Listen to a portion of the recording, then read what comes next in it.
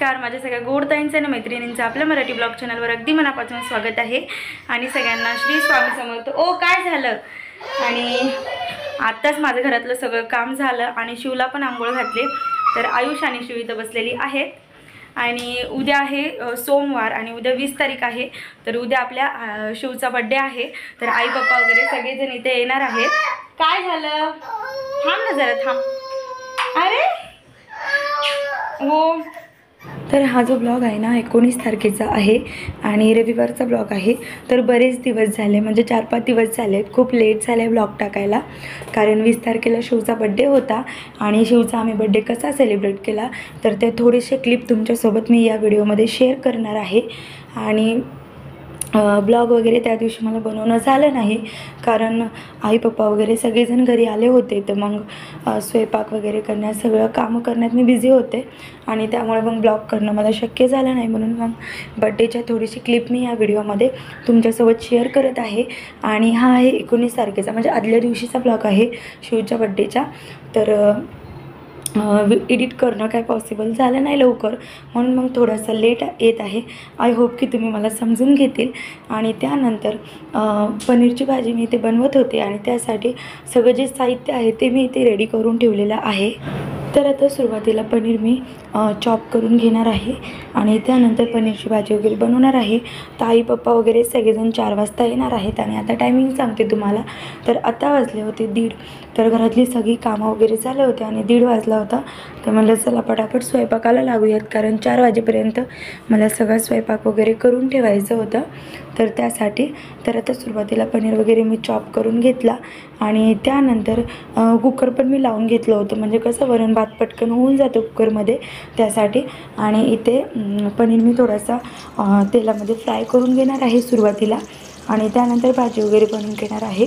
तर चला आता पटापट पनीरची भाजी मी बनवून घेते। आणि तुम्हाला आवाज पण माझा वेगळाच येत असेल व्हिडिओमध्ये, कारण माझा गळा बसलेला आहे, म्हणजे सर्दी वगैरे थोडीशी झाली आहे त्यामुळे। तर इथं आता पनीर वगैरे फ्राय करून झालं आहे, तर आता एका वाटीमध्ये मी काढून घेत आहे।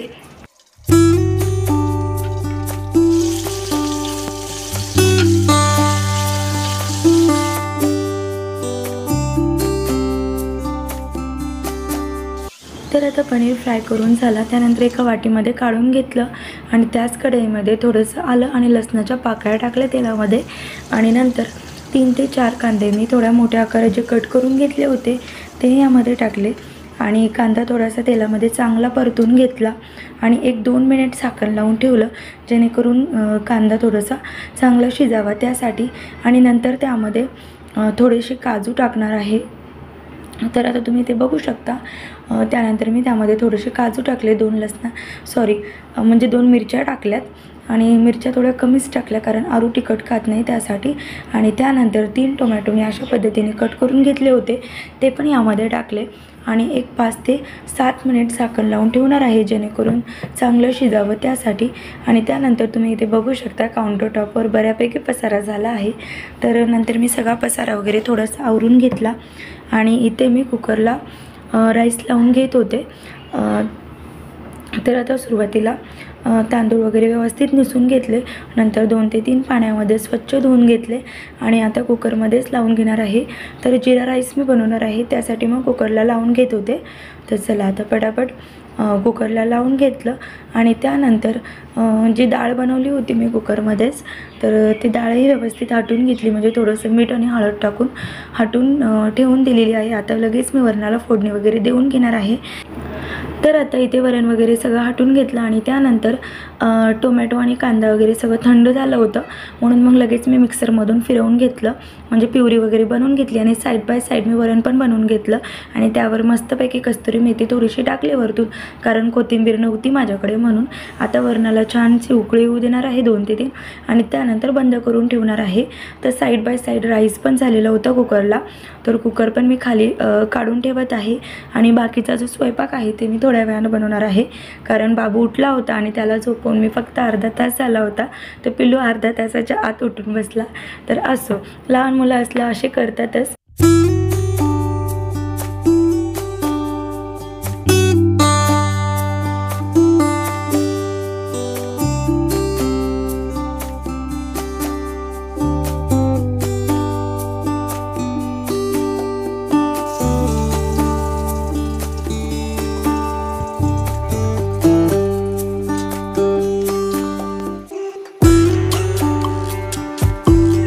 आता इथे मी पनीरची भाजी बनवायला घेतली. तर सुरुवातीला कढईमध्ये 2 पळी तेल घातलं, नंतर त्यामध्ये 2 तेजपान, 2 इलायची आणि जिरे टाकलेले आहेत. चांगले शिजल्याच्या नंतर जी प्युरी आपण बनवून घेतली ती टाकली आणि नंतर त्यामध्ये जे बेसिक मसाले आहेत ते ॲड करणार आहे.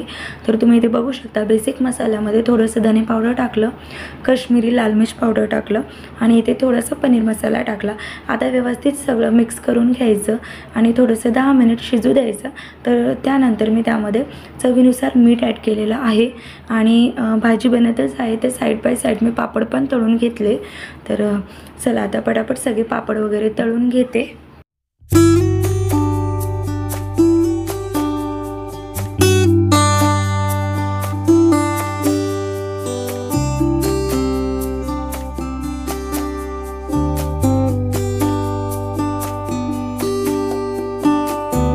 तर आता सगळे पापड वगैरे तळून झाले आणि भाजीला पण चांगली उकळी आली होती. मग नंतर त्यामध्ये चवीनुसार मीठ टाकलं आणि जे फ्राय करून पनीर ठेवले होते ते सगळे यामध्ये टाकले आणि एक 10 मिनिट आता चांगलं शिजू देणार आहे. आणि नंतर मी त्यामध्ये वरतून कस्तुरी मेथी ॲड केलेली आहे. तर कस्तुरी मेथी टाकली आणि एक 10 मिनिट ठेवलं आणि तोपर्यंतच आई पप्पा वगैरे सगळेजण आले होते.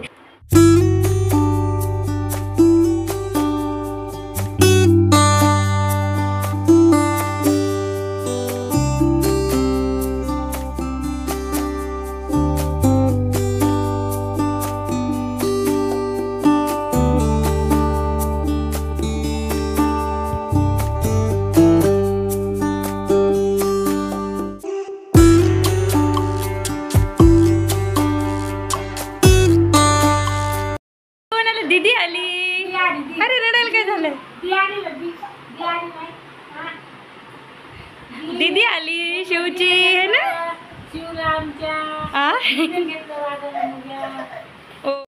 सगळं स्वयंपाक वगैरे सगळं करून झालं, चपात्या पण झालेल्या आहेत. तर आता आई पप्पा वगैरे सगळेजण आलेत. आता पटापट मी सगळ्यांना जेवायला वाढते आणि नंतर बोलते तुमच्यासोबत.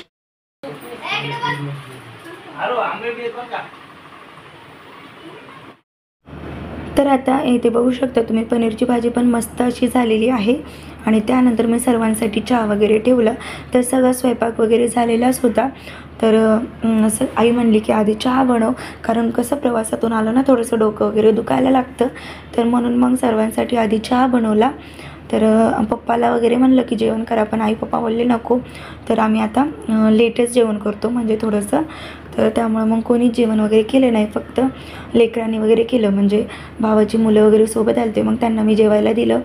तर सर्वांनी इथे जेवण वगैरे केलं. तर आज जेवणामध्ये आहे पनीरची भाजी, वरण, जिरा राईस, पापड आणि चपाती. तर भजी वगैरे पण बनवायचे होते, पण पिल्लूनं मला काही बनवूच दिले नाही, कारण तो खूप रडत होता. आणि त्यामुळे मग म्हणजे अरुणनं पण त्याला घेतलं होतं, पण तो त्याचं पण ऐकत नव्हता. म्हणून मग नाही बनवू शकले. ते जेवढं जमलं तेवढं सगळं बनवलं. आणि त्यानंतर आता टायमिंग सांगते तुम्हाला, 6:30 वाजले होते. तर आज झाडून वगैरे मारायला बराच लेट झालं मला, कारण दररोज कसं 5:30 वाजता सायंकाळची सगळी झाडझूड होत असते. पण आज सगळीजण आल्यामुळं मग थोडंसं लेट झालं, कारण आईनं पण गावाकडून भरपूर असं सामान आणलं होतं.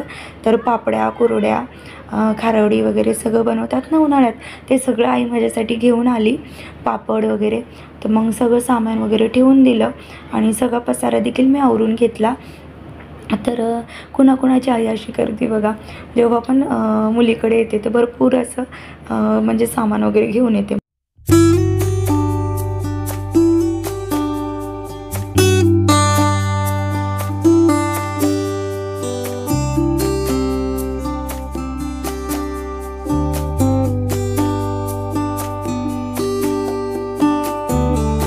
तर आता झाडून वगैरे मारतच होते की तेवढ्यात मग बहिणीचा फोन आला, म्हणून मग थोडंसं तिला बोलले आणि त्यानंतर हॉलमध्ये आले. तर हॉलमधलंही सगळं आवरून घेतलं, झाडून वगैरे मारून घेतलं आणि पप्पा पण थोडंसं बाहेर गेले होते. मग पप्पा पण फिरून आले आणि नंतर मग सगळं बाहेरचं आवरून घेतलं. तर आता मी तुम्हाला भेटणार आहे दुसऱ्या दिवशी, कारण त्या दिवशी रात्री मी काही शूट केलं नाही. आज मी आवरून घेतले आणि शिवचं पण छान असं आवरलं आहे. शिव इकडे बघ, बाळा इकडे बघ ना. तर शिवचं पण मस्त आवरलंय आणि आरू खाली गेलेला. आरू कुठे कुठे गेला? आरूचं पण मस्त पैकी आवरलेलं आहे. आणि ते आई पप्पा वगैरे बसलेत, स्वराज लेकरं बसलेले आहेत. आणि इथे शिवचा मामा. इकडे बघ भाऊ, आणि तारूच्या पप्पांना पण आवरलेलं आहे. तर आता मी तुम्हाला भेटत आहे दुसऱ्या दिवशी 20 तारखेला. तर आज आपल्या पिल्लूचा बड्डे आहे आणि पिल्लूचं मी छान असं आवरलेलं आहे आणि सगळी मुलं पण वगैरे बड्डेला येऊन बसलेली आहेत. तर तुम्ही ते बघू शकता, डेकोरेशन वगैरे केलेलं आहे. तर जसं जमल मला तसं मी डेकोरेशन करून घेतलं, कारण ह्यांना पण सुट्टी नसते, म्हणजे ह्यांनी पण एक दिवससुद्धा सुट्टी घेत नाहीत कामावरून. तर मग त्यामुळं मग अनुना आणि मीच आम्ही दोघींना डेकोरेशन वगैरे करून घेतलं आणि केक वगैरे पण छान असा आणलेला होता, म्हणून मग केकचा पण फोटो वगैरे काढून घेतला आणि त्यानंतर बाळाचे थोडेसे फोटो वगैरे काढले आणि आई पप्पा पण तयार म्हणजे झाले होते. मग आई पप्पांना पण पिल्लूसोबत थोडेसे फोटो वगैरे काढले आणि त्यानंतर आता बड्डे वगैरे करून घेणार होतो, कारण टायमिंग सांगते 7 वाजले होते. तर आता पटापट बड्डे वगैरे करून घ्यायचा होता आणि खूप मोठा असा बड्डे केला नाही, म्हणजे जसा आम्हाला जमला तसा केला आहे. छोटासा बड्डे केलेला आहे, कारण आरोचा फर्स्ट बड्डे आम्ही मोठा केला होता, म्हणून मग यावेळेस आई म्हणली घरच्या घरीच करून घेऊयात. तर ठीक आहे म्हणलं, म्हणून मग घरच्या घरीच करून घेतला. तर आता चला पिल्लूला ओवाळून वगैरे घेते आणि नंतर बोलते तुमच्यासोबत.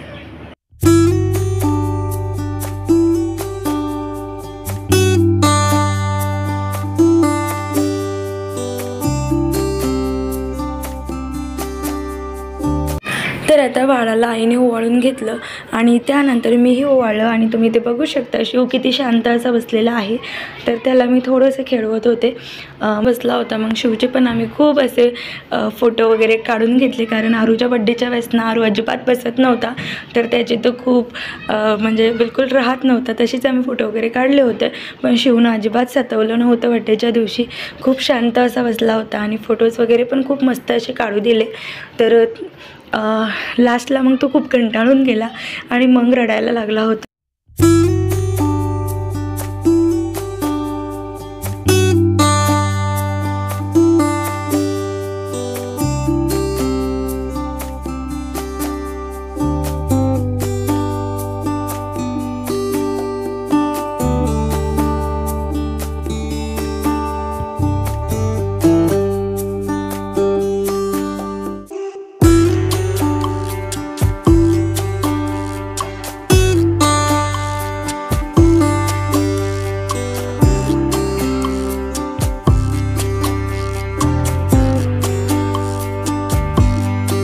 तर आता शिवचा बड्डे वगैरे सेलिब्रेट अशा पद्धतीने आम्ही केलेला आहे.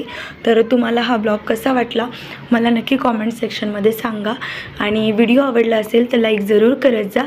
तर तसेच तुम्हाला माझे व्हिडिओ बघायला आवडत असतील तर बेल आयकॉन नक्की प्रेस करा. बेल आयकॉनमधलं ऑल ऑप्शन सिलेक्ट करा, ज्यामुळे माझ्या नवीन व्हिडिओचं नोटिफिकेशन तुम्हाला पटकनात पटकन मिळत जाईल आणि तुम्ही ते व्हिडिओ लगेच पाहू शकाल.